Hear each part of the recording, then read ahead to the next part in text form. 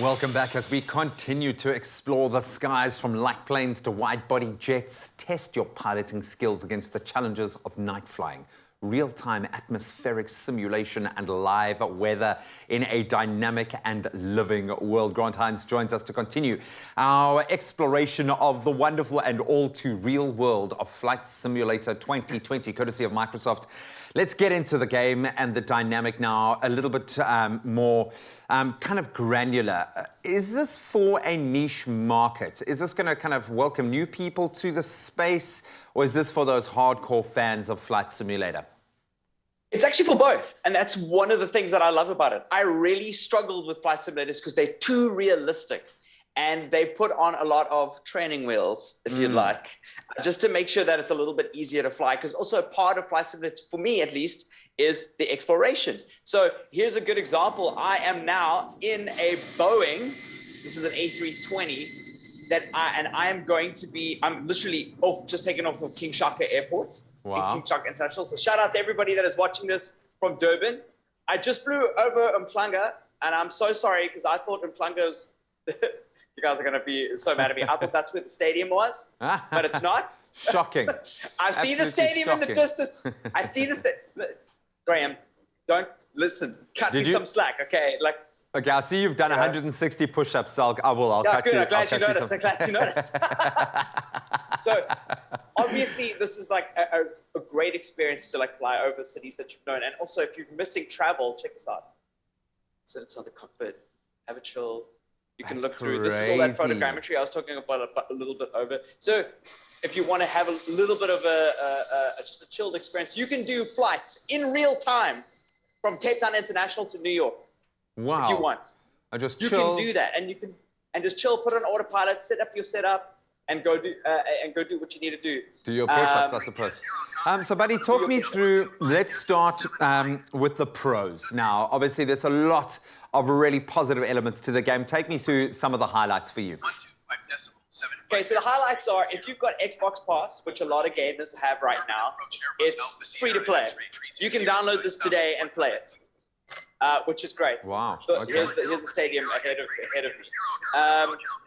I don't want to crash into the stadium. I just want to show everybody that there's the stadium. I've been on remember, that. you've got people's lives in your hands now. You're flying a big plane with a lot of people on it. I don't know if we're going to make it. I just want to show everybody at home the stadium. This is not looking good. No.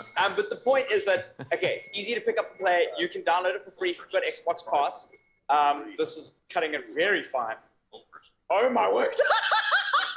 You've just given some poor granny in her flat the fright of her life. Her and her little dog have just fainted in their flat. That was bonkers. So the idea is that you can obviously play for free, cool, get it, and then you could buy different planes as you progress and try out different planes the more you get into it. So you can try it, see what you think, and then you can play it, which is great. That's cool, yeah. The other benefit is obviously you can travel anywhere in the world.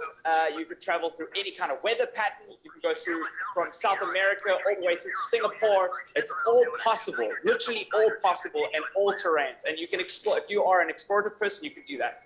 The negative thing is that it's a negative and a positive.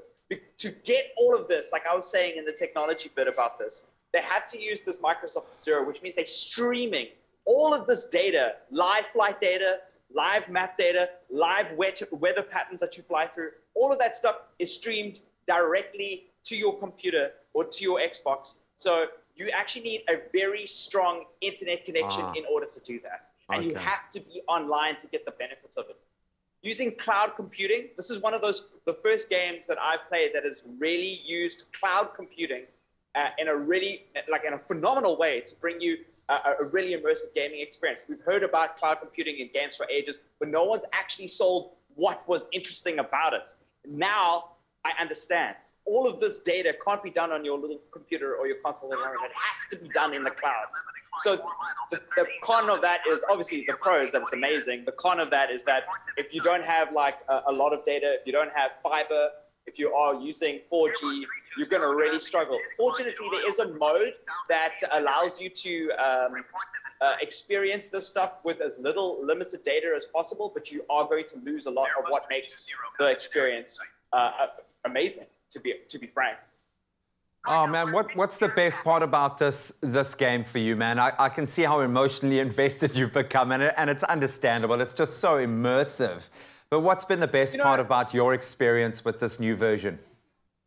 The best part for me is that games, for me, have kind of fallen into like a rut. They are, you see the same thing, it's a third-person shooter, or it's like all these genres that are kind of in a rut. For the first time in a very long time, I've seen a game that has taken technology and has made gaming way more interesting and compelling. People that are going to be playing this, I know people watching this at home right now, you might not be interested in games, but you're going to, I might play this. Yeah. And that is a good thing for the gaming industry, and it's a good thing for video games in general. Hopefully, so many other game developers coming from this moment will use technology to create compelling, different, exciting, and unique experiences, just like what's happening here.